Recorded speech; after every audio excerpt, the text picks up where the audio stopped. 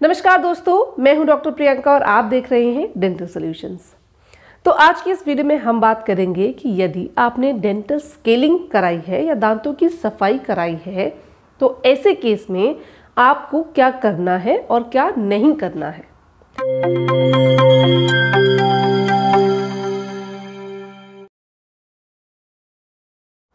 दांतों की सफाई दो केसेस में की जाती है। पहला, या तो दांतों के ऊपर कुछ स्टेन्स या फिर खाना जमा है और मसूड़े बिल्कुल स्वस्थ है, मसूड़ों में कोई इन्फेक्शन नहीं है।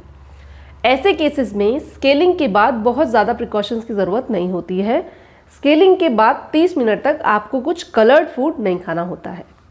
लेकिन ऐसे केसेस जहां दांतों के साथ गम्स में भी इन्फेक्शन है या गम्स में सूजन है, मसूड़े लाल हैं, मसूड़ों से खून आता है, और ऐसे केसेस में अगर स्केलिंग की गई है तो ऐसे केसेस में आपको 2 से 3 दिन तक कुछ प्रिकॉशंस की ज़रूरत होती है। कुछ केसेस में स्केलिंग कराते समय इंजेक्शन लगाया जाता है ताकि आपका मसूड़ा सुन्न हो जाए और डीप स्केलिंग करते समय आपको दर्द या सेंसिटिविटी फील ना हो।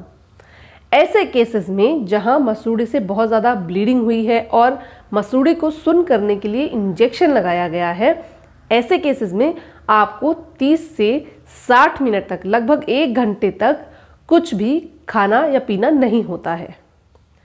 24 घंटे तक आप जो भी खाएंगे सिर्फ ठंडा खाएंगे, कुछ भी गर्म आपको नहीं खाना होता है। बहुत ज़्यादा अच्छा होता है कि 2 दिन यानी 48 घंटे तक आप कुछ स्पाइसी खाना अवॉइड करें। 48 घंटे के बाद आप गर्म खा सकते हैं। गुनगुने पानी में नमक डालकर कुल्ला करना होता है। 24 घंटे के बाद आप गुनगुने पानी में नमक डाल के कुल्ला कीजिए।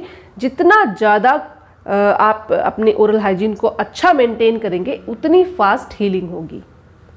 स्केलिंग कराने के बाद आपको कुछ स्टिकी फूड या फिर कुछ हार्ड फूड नहीं खाना होता है। 72 घंटे 2 से 3 दिन तक के लिए आपको सॉफ्ट खाना खाना होता है। आप जो भी खाना खाएं आप सॉफ्ट खाना खा सकते हैं ताकि आपके मसूड़े की हीलिंग अच्छी हो।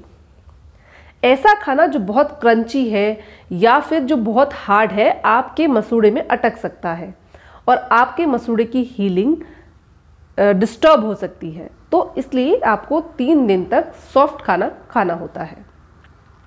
स्केलिंग कराने के बाद आपको अपनी ब्रशिंग, अपना फ्लॉस प्रॉपर तरीके से इस्तेमाल करना है। आपको जो आप ब्रश करेंगे आपको बहुत हार्ड ब्रश यूज़ नहीं करना है, हमेशा सॉफ्ट ब्रश यूज़ करना है और जेंटल तरीके से ब्रश यूज़ करना है। ब्रश को बहुत ज़्यादा प्रेशर से यूज़ नहीं करना है, बिल्कुल जेंटल ब्रशिंग करनी है। जो भी फ्लॉस आप इस्तेमाल करें वो वैक्स कोटेड फ्लॉस होना चाहिए। फ्लॉस करते समय ध्यान दें कि आप अपनी मसूड़ों को नुकसान ना पहुंचाएं।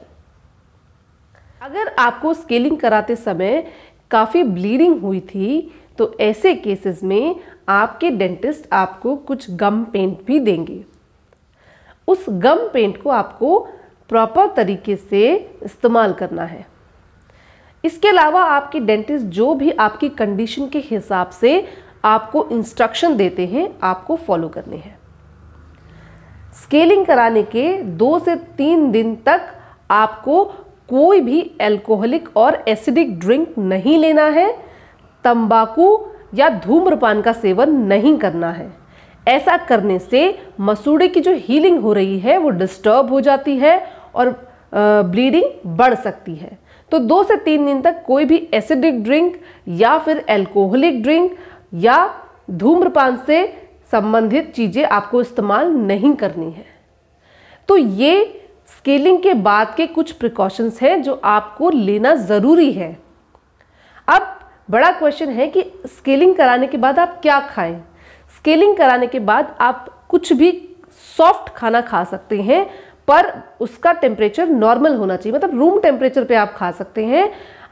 अच्छा होगा कि आप ठंडा खाना खाएं, पर अगर आप ठंडा नहीं खा पाते तो एटलीस्ट वो रूम टेम्परेचर पर होना चाहिए, गर्म नहीं होना चाहिए। ये आपको बहुत ज़्यादा ध्यान में रखना है कि आपको अगर ब्लीडिंग हुई है या आपके मसूड़े सूजे हुए थे और अब उनके हीलिंग का टाइम है तो आपको कुछ भी गर्म नहीं खाना है। अदरवाइज गर्म खाने से ब्लीडिंग बढ़ सकती है, मसूड़े की हीलिंग डिस्टर्ब हो सकती है। तो ये थे कुछ प्रिकॉशंस जो आपको अपनी स्केलिंग के बाद लेने चाहिए। अगर ये वीडियो आपको पसंद आई हो तो please do like, share and subscribe. अगर इससे जुड़ी कोई और आपकी समस्या है तो आप कमेंट कर सकते हैं। मिलते हैं अगले वीडियो में, तब तक के लिए नमस्कार।